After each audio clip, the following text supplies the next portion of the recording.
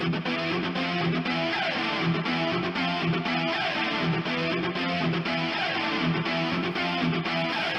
everybody, welcome to the latest edition of Draven's Den. I'm Stan Miles, and this guy is my youngest bouncing baby boy, Jack Miles. But now I have to call him PFC Jackson Miles. He doesn't actually have to call me that. He just wants to. He is now a United States Marine, and I could not be more proud. His brother, of course, is a United States sailor. But it gets interesting because they both chose a very similar career path, two different branches. Right. They are both in military intelligence, secret squirrels, as we like to call them. But yeah, so for tonight's show, we're going to be talking a little bit about what it takes to go from a high school senior to a recruit to a United States Marine. We had planned on having Melissa Eady on tonight to talk about some of her life trials, but unfortunately she came down with the flu, so we had to reschedule. But don't worry, next Thursday, I know my schedule is kind of jumping around a little bit, but next Thursday we'll hopefully have her on, and that'll be another great episode for you. A very inspiring episode. This young lady has been through so much and has accomplished so much after. So, but on with the show. So, I have a video for you tonight. It is kind of a recruit training video from Parris Island where Jack was. And he's got some talking points, a little behind the scene on if you have a young man or woman that is going into the Marines, then you get kind of an inside glimpse on what they're in for. Roll that beautiful bean footage.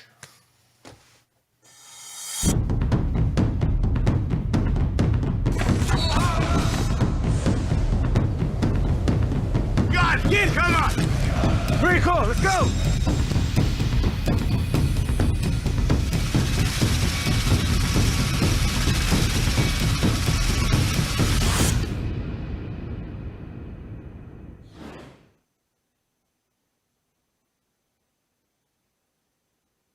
Your first night at the Marine Corps Depot is going to be very chaotic. As soon as the bus arrives, a Marine Corps drill instructor is going to get on the bus, tell you to get off their bus, and stand on the infamous yellow footprints. Now, when I tell you to, you will get off my bus and you will get on the yellow footprints. Do you understand? Yes, sir! After standing on the yellow footprints, you'll line up in front of the doors that you'll enter to begin the transformation from civilian to Marine. Passing through these hatches symbolizes your transformation from a civilian to a United States Marine. You will pass through these hatches one time and one time only. Do you understand? Yes, sir! You'll be herded inside, stripped of all your civilian clothes, issued your Marine Corps gear, and allowed to make your phone call home. I will contact you in 7 to 9 days by letter with my new address. All right, Jack. Yeah, I know you remember, that bus ride. Yes. You told me when we were at your graduation, I remember you saying that you had no idea what was outside of that base because when you went there, your head was down. Right. So it all started once we got to the airport in Savannah, Georgia. So there were well over 100 people who were about to become recruits. And we were picked up by these, we were met by these drill instructors. So this is like our first introduction to actual real life drill instructors, and it was crazy, like how intense they actually were, and they were yelling at you for everything, naturally. But basically, we were all loaded up onto these charter buses, and we were driven to Parris Island, South Carolina. It was about 45-minute bus ride, and the entire time we had to have our heads entirely down. I had no idea what was going on around me. I mean, I sort of had a little bit of an idea because I was still like peek my head up a little bit, you know, when I was not supposed to, because I wanted to know what was going on. Well, how many outside, though. push-ups you going to get for telling that little secret? It's fine now. Like no one cares. But yeah, so but it was almost the middle of the night at this point, so I didn't see anything. As we started getting closer to the actual recruit depot, like I saw like some gas stations, but that was it really. And then when we immediately as we got through the gates to get onto Paris Island, we were taken off that bus and put on like that classic like white military bus, whatever. And then we were driven to the receiving building, which is where the yellow footprints are, where those silver hatches are. And I remember as we were driving up to the building, I peeked my head up and I saw those silver doors, and I was like, oh my god, like like the entire time leading up to that point, I was pretty calm about it. But as soon as I saw that, I realized where I was, what I was about to do, and I was like, oh what am I doing? So Can then, I check out, please? right. So at that point, I shot my head down. I was like, oh my god, I'm about to have a drone instructor come in here and yell at me in a minute. And then a couple minutes later, we got that first drone instructor that comes in, gives you the little spiel. You're down Recruit Depot, Paris Island. Marine Corps Recruit Depot, Paris Island. Freaking pick your heads up, look at me. Like, I mean, all that, but like screaming, you know. Tell you like, stand up, sit down, stand up, sit down. You know, just stupid stuff. Then we got off the bus, and we're hurried onto the yellow footprints. I'm pretty sure I remember exactly which pair of footprints I was on. I'm pretty sure. I don't know. Like it was like probably 11 something at night when we got there. So yeah, we got there, and then the drone instructor was still talking. I don't remember what he was saying. And then we like kind of lined up in front of the silver doors, and like once you go through these hatches, shows your transition from a civilian to a United States Marine recruit. And you will never pass through these hatches again. And it's true, you never go through those doors again, because there's like these two little other doors on like either side of them for Marines to go through. But yeah, just arriving there, getting on the yellow footprints, like I made a point to like try to take in my surroundings, try to remember which pair of footprints I was on, because I mean it's a very significant moment. Arriving there, seeing those iconic silver hatches, and then the famous or infamous, if you will, yellow footprints. So it was quite the experience. So, at what point did you take a moment and say, 5 minutes ago, 15 minutes ago, I kind of owned myself, and now the United States government owns my shiny hiney? So, oh, man. There's that Yeah. moment where you are free and then you are owned. It was probably the moment where we all sat down in these little in the little freaking barbershop sort of thing, and all my hair just went bzzz, just Okay, gone, yeah, just we're gone. gonna get to see that actually. Right, yeah, So we will. go ahead and continue. Thank you for your support. Goodbye for now. After making your phone call home, all males will go to the barber shop to get their head shaved, and all females will receive instruction on how to properly wear their hair. All recruits will then report to their drill instructors for further instruction.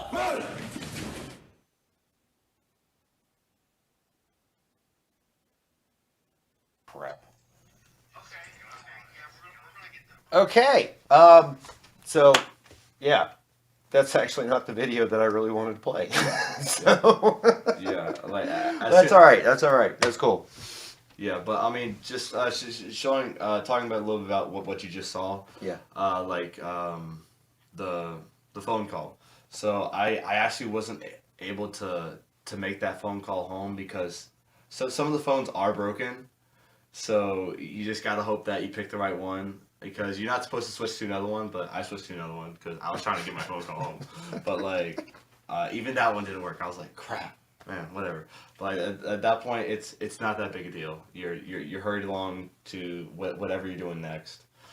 But as I was just talking about right before we saw that last bit of the clip, the moment where it was like, oh God, I'm a recruit, is when freaking some angry, really tired dude is just taking horse clippers to your head and just.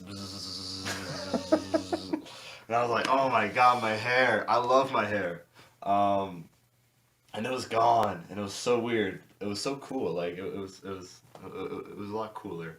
Well, some of my friends have seen pictures of you, and when you had hair, Yeah. it was flowing. And maybe people that have known me, we got great hair. It's just in the Naturally. genes, right? Yeah. So, Yeah. and he wouldn't let me shave it. No, absolutely not. I was gonna hang on to that hair for as long I as I wanted could to have shave it. it. Like, I wanted to enjoy every single moment of my beautiful hair, which Dear, apparently, I miss. Is that a tear? Do I see a tear? I don't know what you're talking about.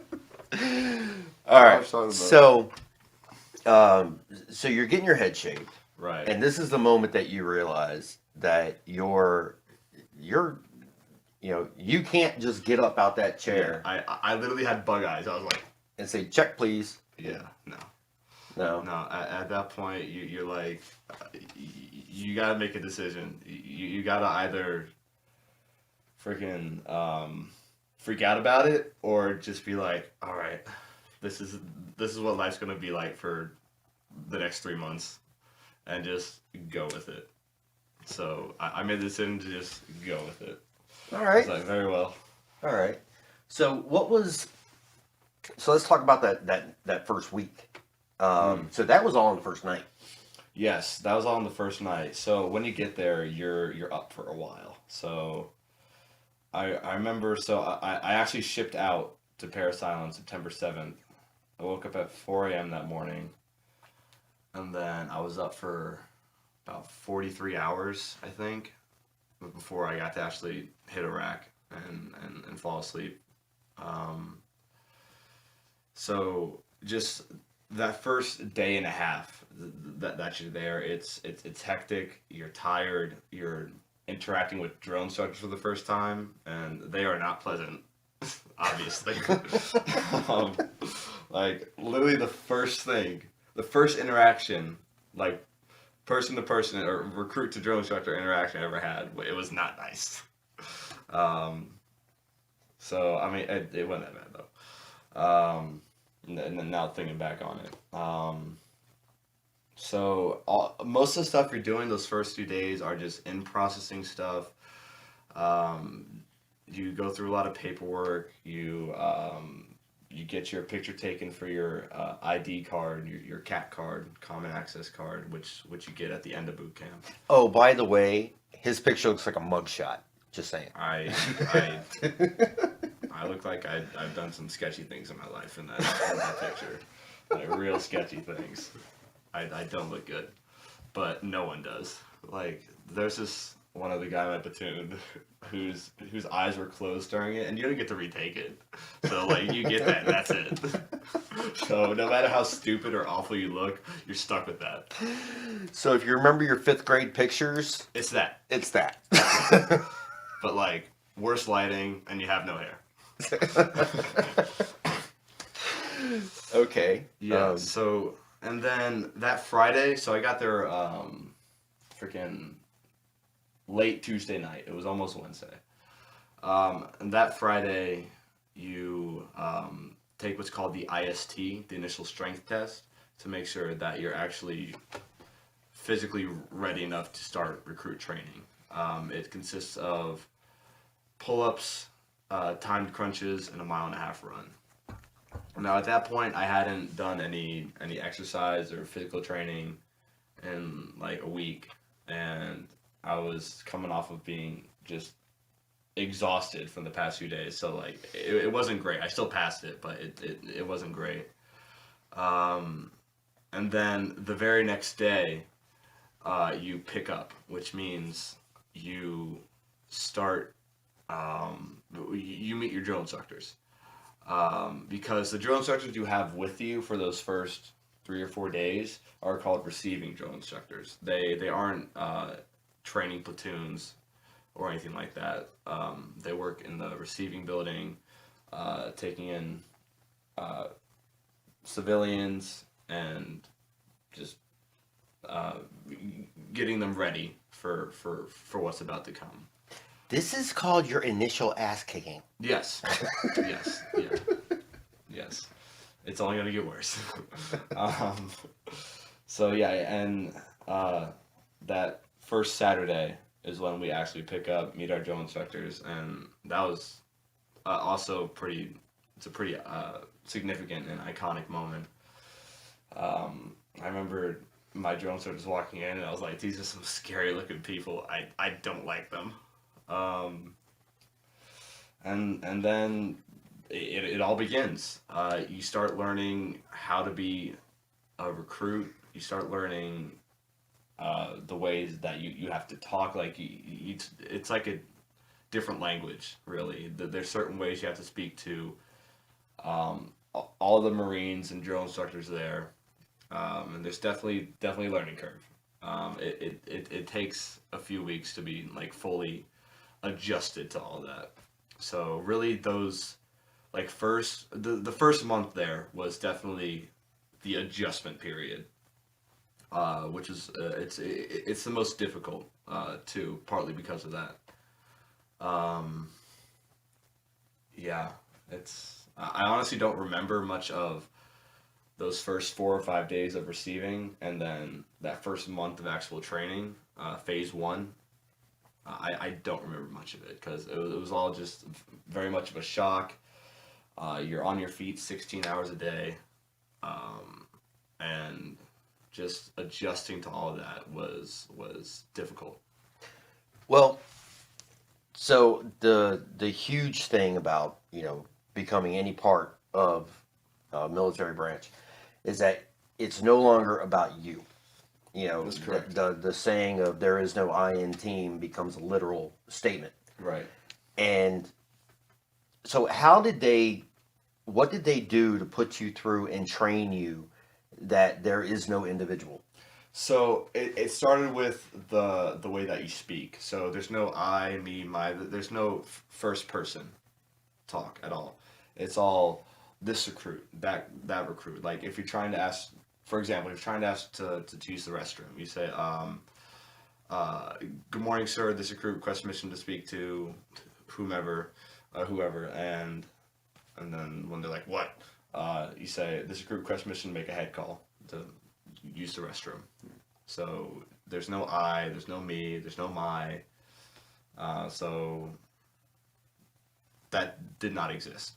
It was not a thing. So it really started with that. And honestly, to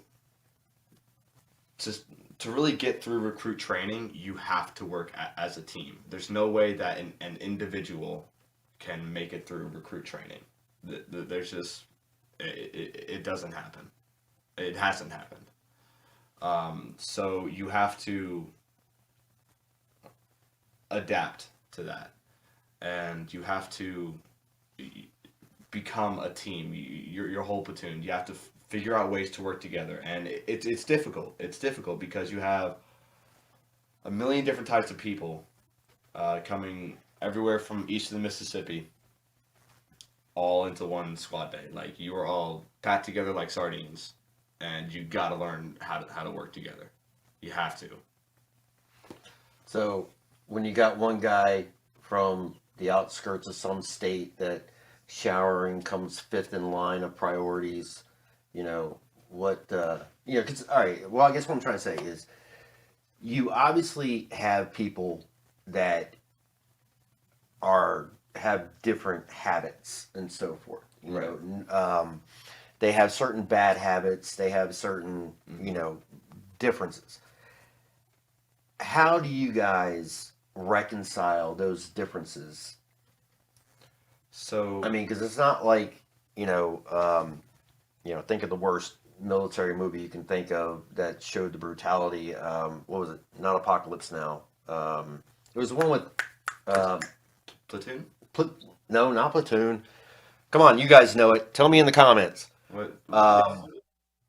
No, this is way before that. With Ermy. Ermy. Yeah. I will Oh, rip off freaking, Full Metal Full Metal Jacket. Jacket, yes. Yes, Full Metal Jacket. I love that movie. That that's often been said to show the most accurate. So yeah, a lot of things in that movie I haven't seen in a while, but from what I can recall, I mean, a lot of things in that movie are not inaccurate. I mean, you're not gonna have drill instructors punching you anymore. They don't do that anymore. That's not a thing. I promise you. However, like for example, that scene where Private Pile or Recruit Pile at the time has a jelly donut, like, and he has to stand in the middle of the squad bay eating that jelly donut while everyone else doing push-ups. That's accurate. That's 100% accurate. So, if you have someone being an individual, then oftentimes, or pretty much every single time, the whole platoon has to pay for their sins. They said it like that. They like, I can't think of a like specific example off the top of my head at the moment, but like Jones, like someone will do something stupid and they'll be like, "Don't worry, the whole platoon will pay for your sins." And, yeah, and then everyone's like, "Fuck." Yeah. So I mean, the Marine Corps believes in group punishment, 100%. So that's definitely a way that they work out those kinks of breaking some of those old civilian habits and breaking you of that individual mindset, just like doing what you want instead of what's good for the team, which is paramount in recruit training and in the military, in the Marine Corps. Okay. Well, we got a couple of comments on the Facebook Live feed. Linda Wolfrey says, "Wonder if process has changed much since Vietnam War. My brother was in the Marine Corps and in the Vietnam War." Would you know anything about that? Did you hear anything? I'm not sure what she means by the process. I guess the process of training. I mean, so it's not as... So, I mean, in a lot of ways, the training has gotten better, and like we're a lot more effective in combat training because we've learned a lot since the Vietnam War. When it comes to fire team formations, for shooting your rifle, so that all that has definitely advanced leaps and bounds in the past freaking 50 years. Right. I mean, like I said a couple minutes ago, you don't have drill instructors like punching you anymore, not like that. Right.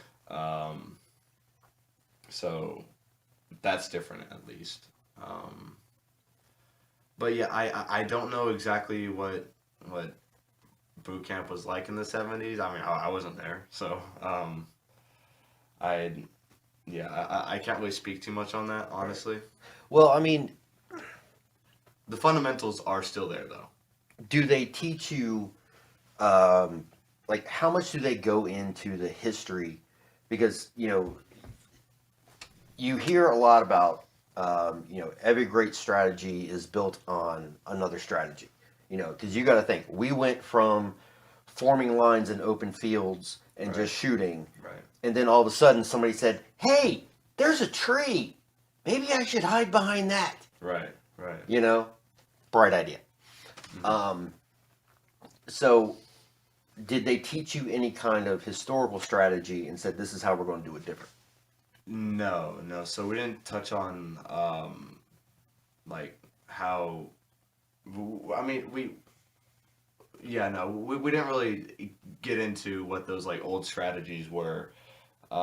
They focused on, hey, so this is how we're training to fight the battles we have now. Okay. And they spoke a little bit about how it has evolved. I don't remember too much about what they actually spoke about when it came to that.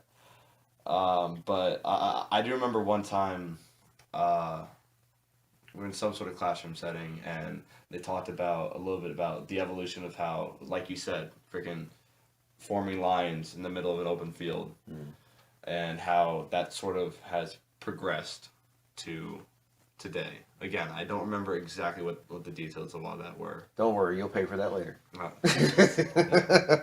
Right. Yeah. Okay. Let's see. Tracy Connie says, congratulations. You remember Tracy? Yes, I do. Yes. Thank you very much, Tracy. Much luck on your new adventure in life as a Marine. Thank you. Thank you. Mandy Evans loves Full Metal Jacket. Yes. Let's see. And Linda once again says, all high school graduates should go to boot camp. You know what? I say send them to boot camp right after middle school, then they won't be doing some of that dumb crap they're doing now, which we're going to talk about like after we get through Marine Corps boot camp here. All right. So you're past your first week. Mm-hmm. You've already got your culture shock. Mm-hmm. What is the next phase? You've gone through phase 1. What's phase 2? So phase 1 is that first month. It's not just the first week, but phase 2 is when you start actually doing some cool stuff. Like some real cool stuff. Like phase 2, you start learning how to shoot your rifle. So you have a week called Grass Week. So there are these little sort of, I don't know how to describe them, small structures where it's like, I really don't know how to describe it. Huts? Almost, yeah, kind of like huts, but like there's only 2 walls and a ceiling. Hunting blind? Sort of, yeah.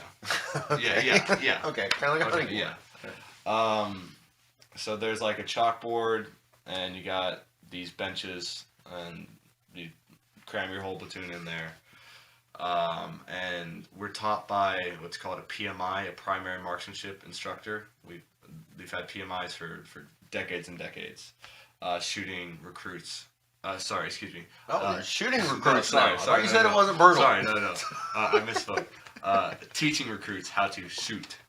Oh. So that first week is a period of instruction on some of the fundamentals of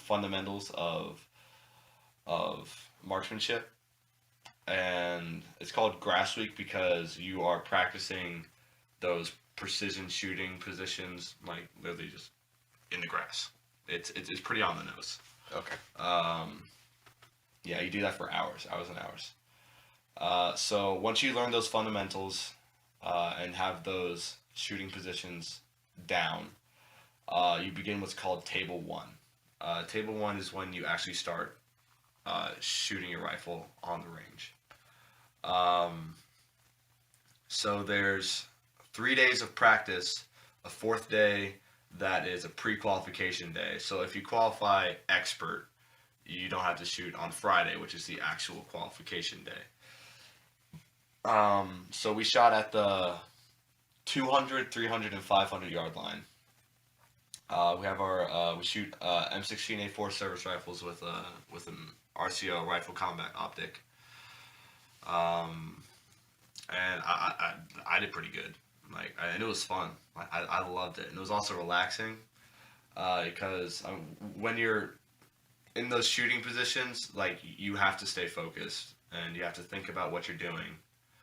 You have to maintain. You have to focus on your breathing, and yeah. So you qualify on Friday for Table 1. It's out of 250 points. And then the following week is what's called Table 2, which focuses more on more practical shooting positions in combat. So that first week is to get all the fundamentals down, make sure you know how to shoot your rifle. That second week, we only do a few days of it, but Table 2 is to start introducing you to, like I said, more practical shooting positions. It's a lot faster, as it should be. But yeah, all of it, it's very fun. Like, I'd never really shot any weapons before then. Like, there was one time when I was like 7, but I don't count that because I don't really remember it. I can recount it very well. I'm sure you can. I'm sure you can. Yes, when he was 7 years old, I taught him and his brother Dylan some basics of gun safety, what a fire line was, not to put the muzzle of your gun in the dirt, which he was having a little hard time with. Okay, but to his defense, I was in like his 4 feet tall. in his defense, holding a rifle at 7 years old, And it was is a little heavy, hard. like- And yeah, Yeah, all it was right. heavy. I was like 4 feet tall, so like, All right. whatever. But no. So I asked him. I said, did you at least keep the barrel out of the dirt? Yes, I What- kept my what- barrel out of the dirt. No, you said no. No. So that was for something else where it's impossible to keep a barrel out of the dirt. Oh, okay. Which I'll touch on later if we want to. Okay. So you're going through your initial rifle training, Right. and this is probably your first chance to blow off any steam that you gathered from since you first got there. No, that's not true. So No. in phase 1, we do what's called MCMAP, Marine Corps Martial Arts Program. So you're learning. I thought it was a new sandwich. You had me excited. Sorry, no. The Marine Corps Martial Arts Program. It's structured like with the different colored belts, much like any other martial arts would. So they teach you fundamentals of the Marine Corps Martial Arts Program. You have some chokes, some strikes, like a leg sweep. You have an arm bar. Just to name a couple of techniques. And at one point we did body sparring. So you get boxing gloves, freaking groin protection, headgear, and a mouth guard. And then at that point, you're freaking put in a little freaking dirt circle, and they're like, go. So then you just freaking, Just beat the snot out of each other. yeah. All right, and I was very curious about this because I've never seen you throw hands before. Mm-hmm. So how was that? I mean, So have you the- ever been in a fight? And, I mean, not like an actual one. No, like there's fighting with my brother or whatever. I don't count that. Well, that was pretty much like. no.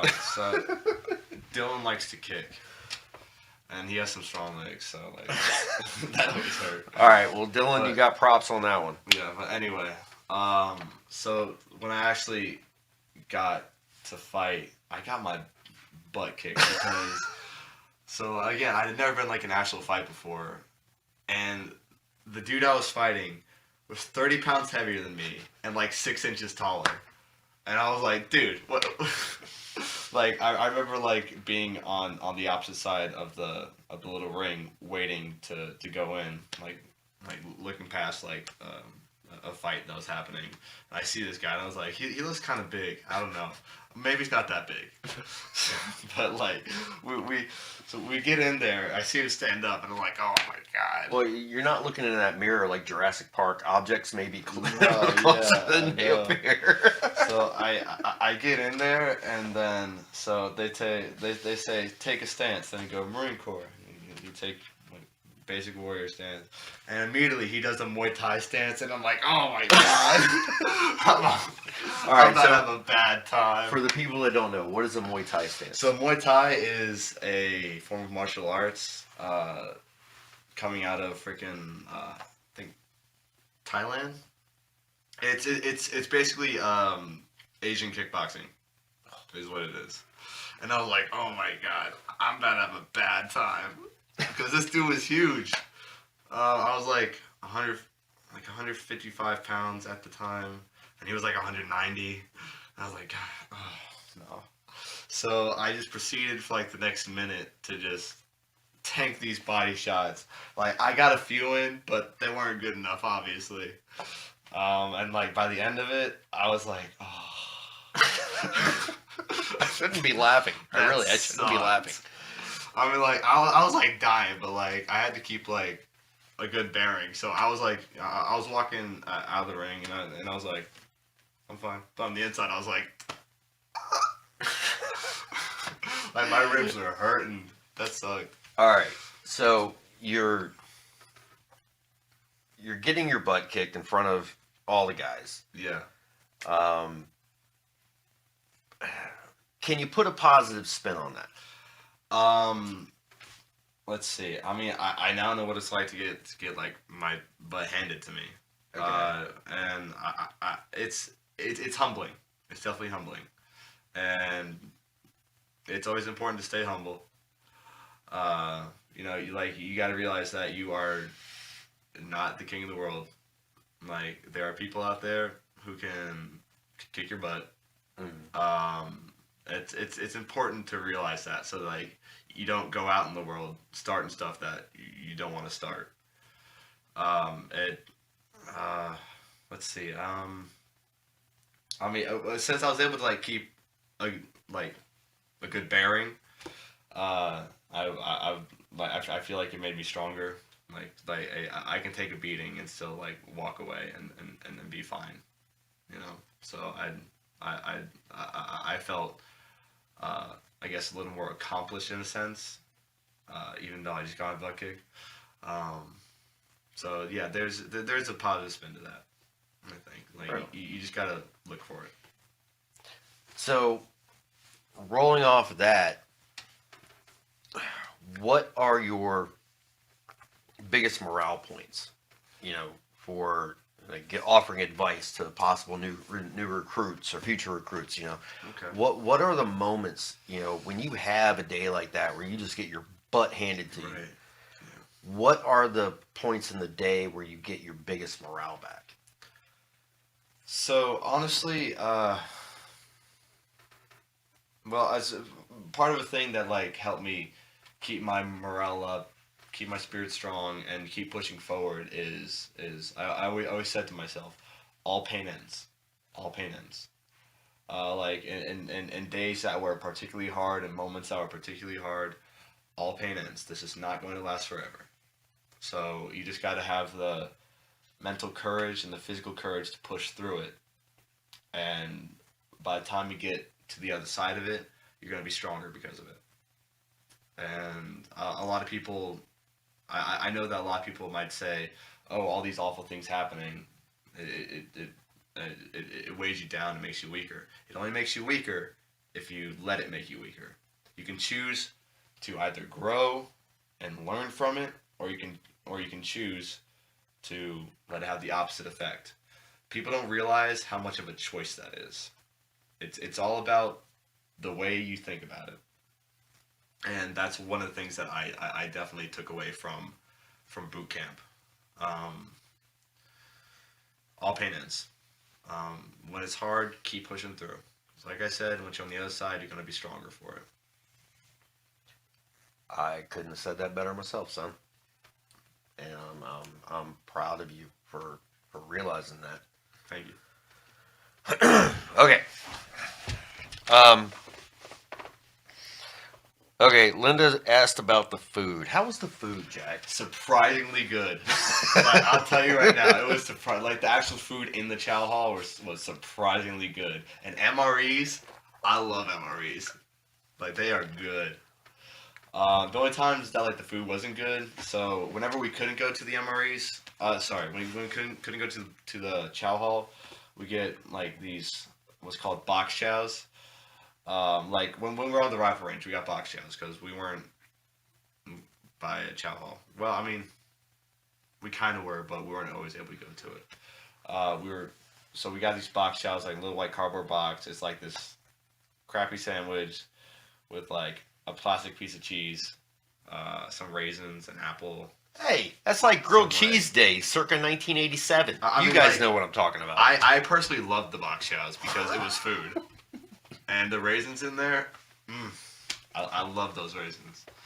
Had like a Nutri-Grain bar in it. There just was not a lot in there, so we're usually still hungry after it. But I mean, that was as bad as it got, and it was not that bad, in my opinion. Other people hated them, but I like them. So, what time did you have to get up in the morning? So lights was at 04. But really, you're getting up at 3:45 because, so 15 minutes to lights, there would be someone screaming 50 minutes life, 15 minutes life, 50 minutes life, and then 10 minutes life, 10 minutes life, and then again at 5 minutes. So what were you doing during that time? In between 3:45 and 4, trying to stay asleep. Like I'm not trying to wake up until light. So they're waking you up before. Right.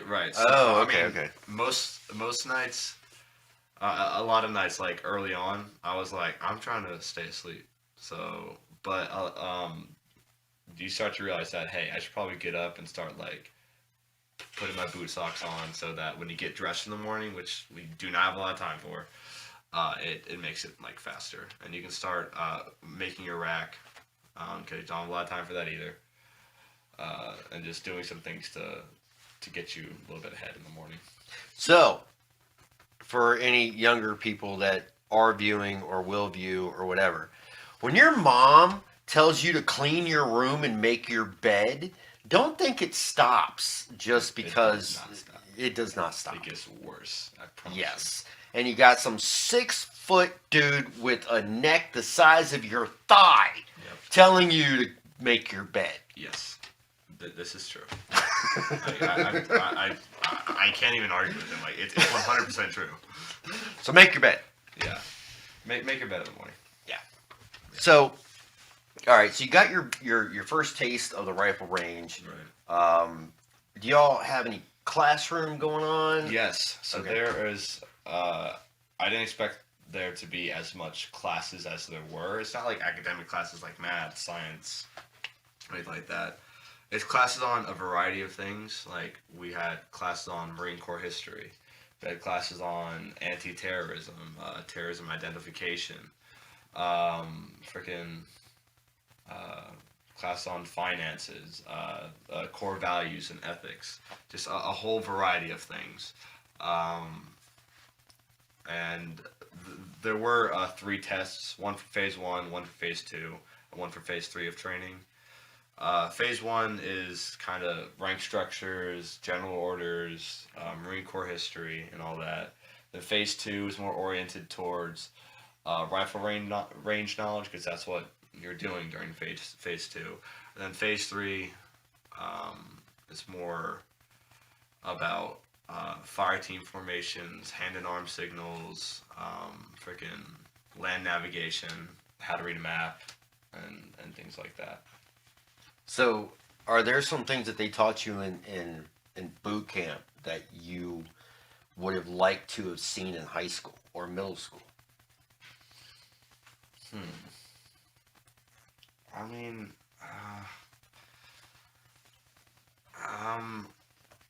Like ethics.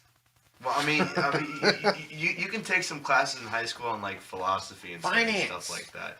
There are first personal finance classes that I was required to take in high school.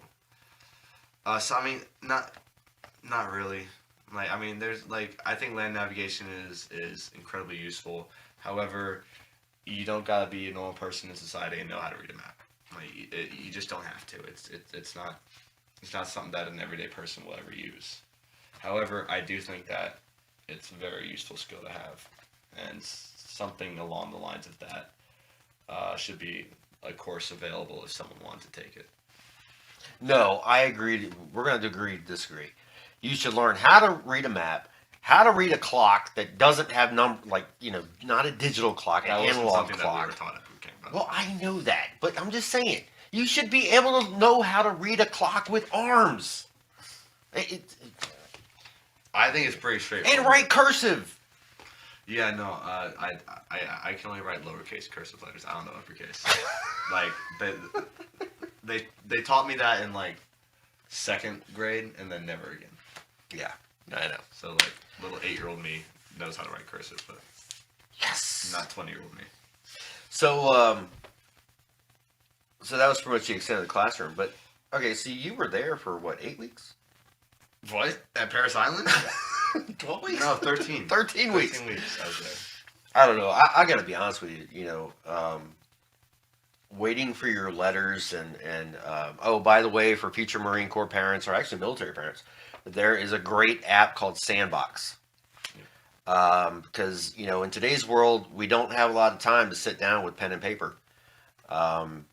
So there's an app that you can get on your phone called Sandbox, and you pay just a little bit of money for the sending letters, but you get to write a letter, put a picture in there.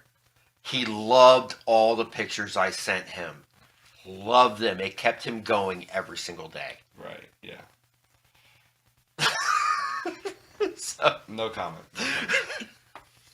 but anyway, yeah. So if you are a future military parent, look up that app, Sandbox.com. And the letters will get to your family member a lot faster than snail mail.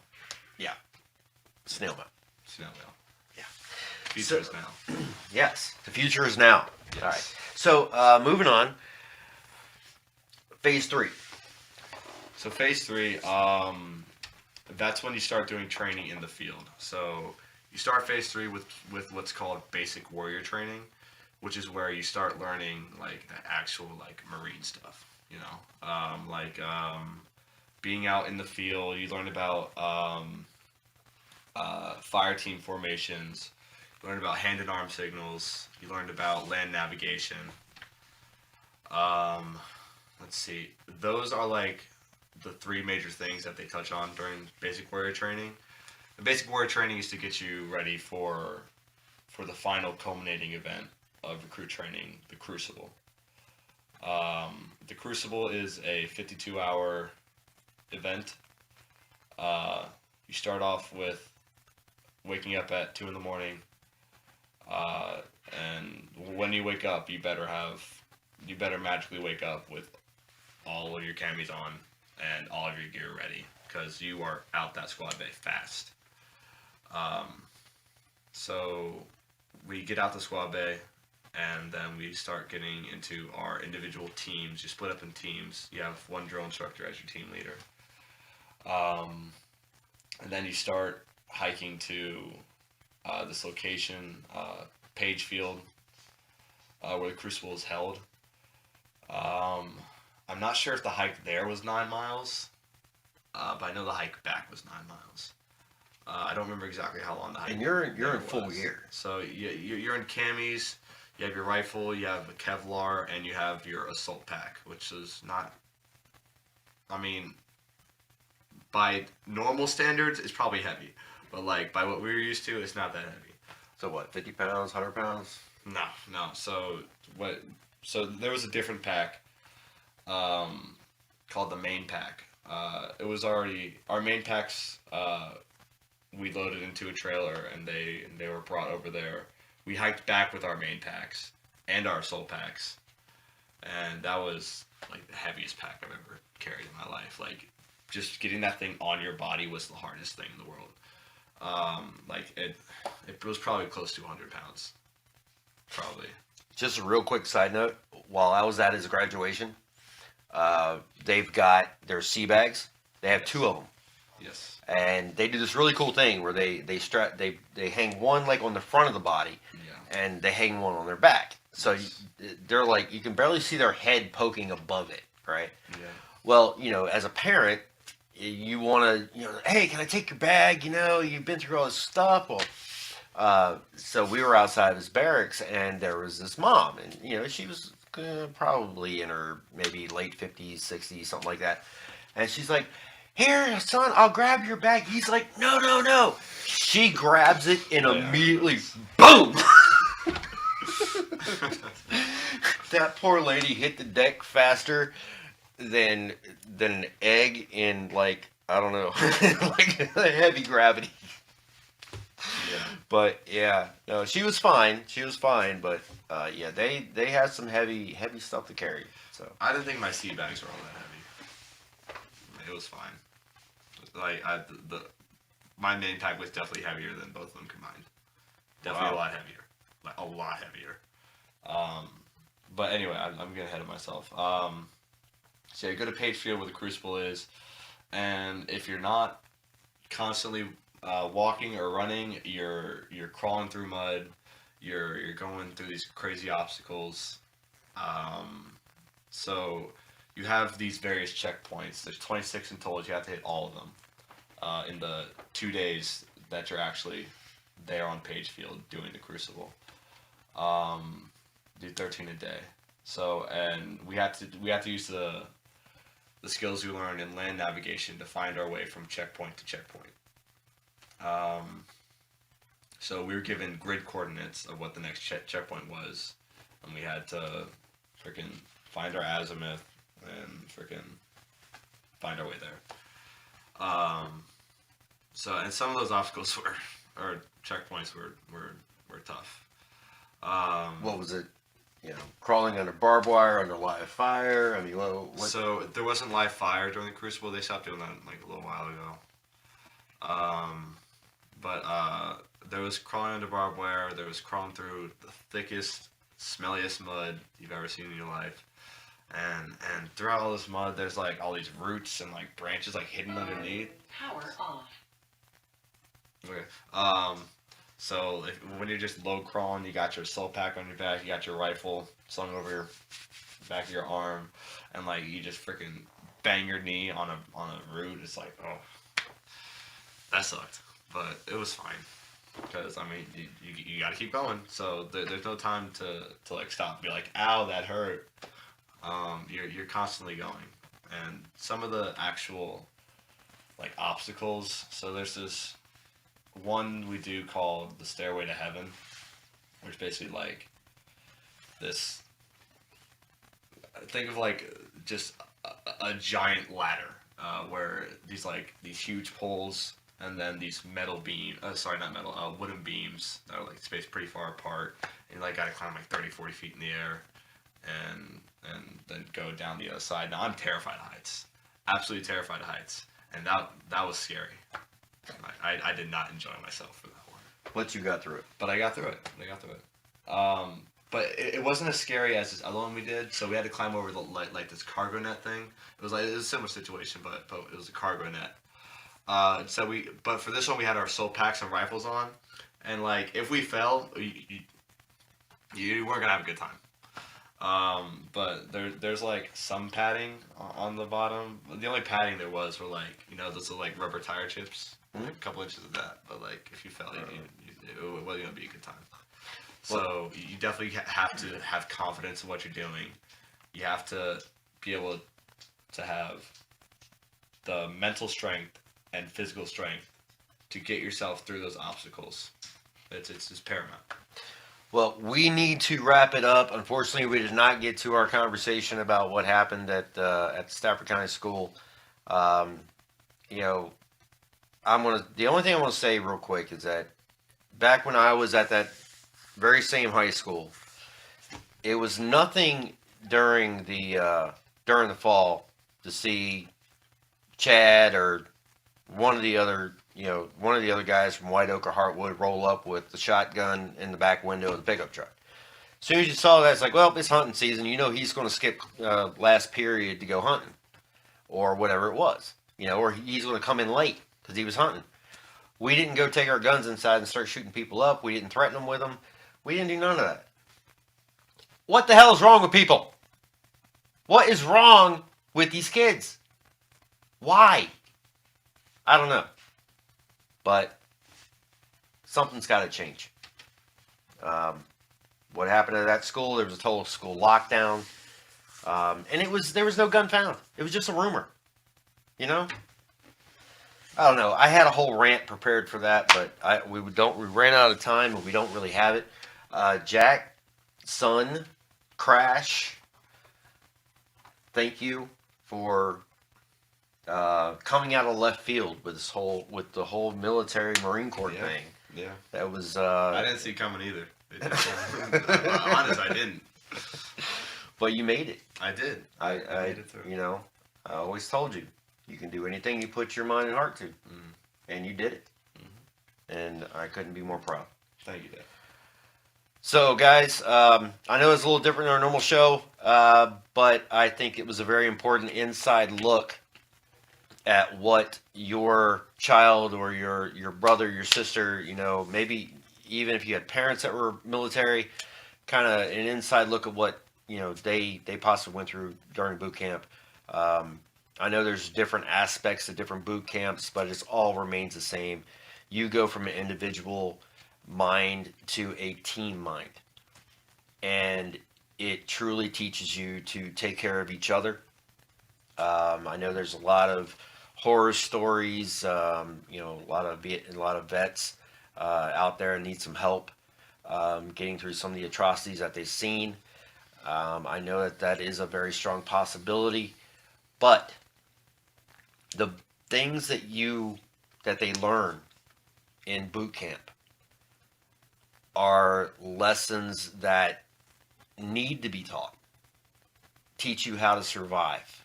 Teach you how to think not just about yourself, but the people around you. They truly make heroes. And I'm proud to say that I have a couple of sons who they're my heroes. So I'm glad that they're going to be out there looking out for us.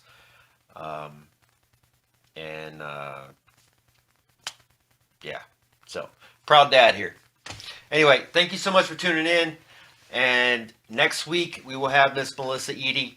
She will be on talking about her trials and tribulations, going from being a dancer. She had above the knee amputation.